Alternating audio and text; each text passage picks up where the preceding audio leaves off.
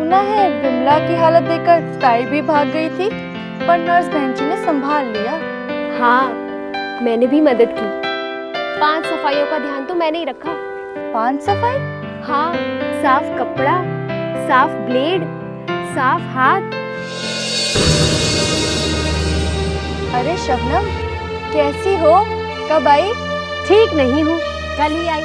कुछ और पूछना बाकी है? बाप रे कमला, तू ही संभाल इसका गुस्सा, मैं तो चली।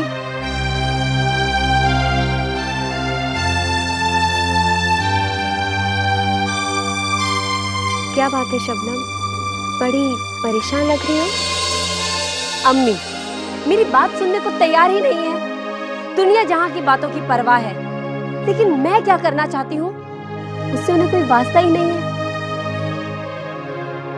शबनम, अपनी अम्मी और अब्बू की बातों का भी कोई बुरा मानता है क्या? बड़े हमेशा हमारी भलाई के लिए बोलते हैं। कमला, मैं ये बात जानती हूँ।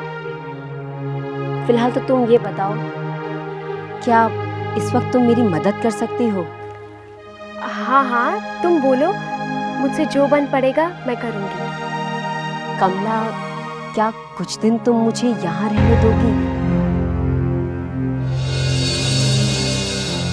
सिर्फ तब तक जब तक मेरा कहीं और रहने का इंतजाम नहीं होता।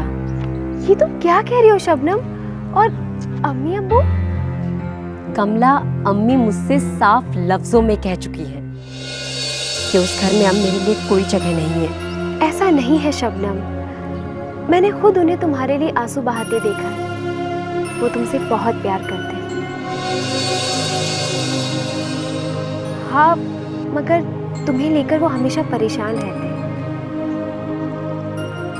मैं जानती हूँ कमला, समझती भी हूँ। उनके एहसास और दर्द की फिक्र है मुझे, इसीलिए मैं वहां से चली आई। अच्छा ठीक है, अब तुम परेशान मत हो।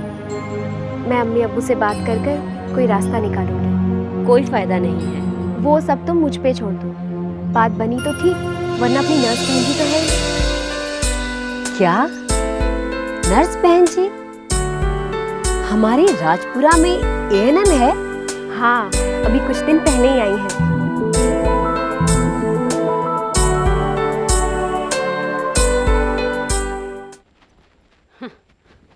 तेवर देखी है इसके, कैसे बक्सा उठाकर चलती बनी। तुमने भी तो कोई कसर नहीं रख छोड़ी थी, जो कहना था कह डाला, और तो और रोका तक नहीं उसे। अरे माँ हूँ उसकी, क्या उसके डर से उसके भले के लिए भी कहना छोड़ दूं मैं? तो ठीक है, अब नतीजा भुगत लो। नतीजे भुगत लो? जो हम पर बीती वो भूल गए आप? राजपुरा वालों ने ताने मार मार कर जिंदगी जहन्नम बना दी।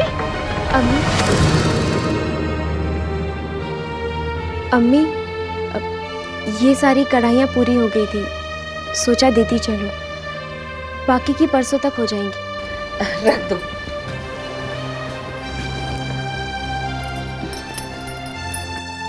अम्मी, वो शबनम।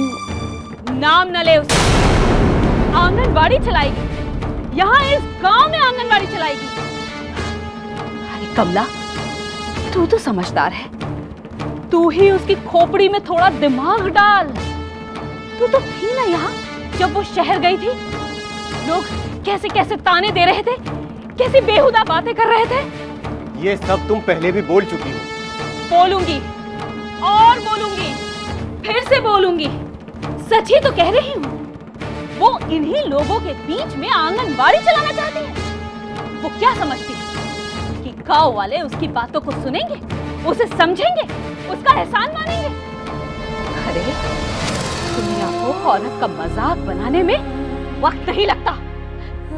कमला, तू ही बता, इस गांव में किसी ने तेरी परवाह की तेरी इज्जत?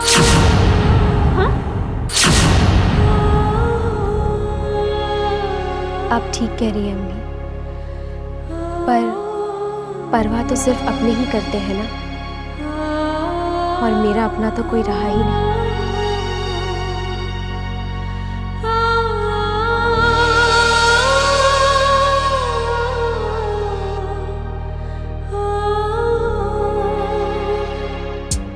अब घर जा रही हो तो जो सारी बातें बताई हैं वो याद रखना, और याद रहे कि तुम्हारे दूध से अच्छा इस बच्चे के लिए और कुछ नहीं है। तो इसलिए शुरू के 6 महीने सिर्फ अपना दूध पिलाओ, पानी तक नहीं।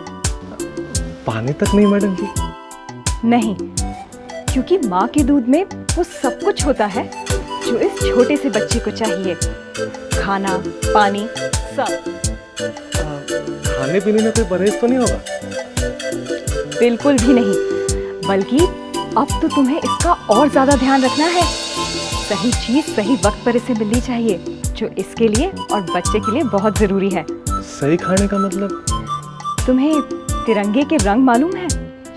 जी बिल्कुल, नारंगी, हरा और बीच में सफेद। बस उसे याद रखना। सफेद मतलब दूध से बनी हुई चीजें, हरा मतलब सब्जियां, और नारंगी मतलब फल। जी बहुत अच्छे, चले, धन्यवाद मैम।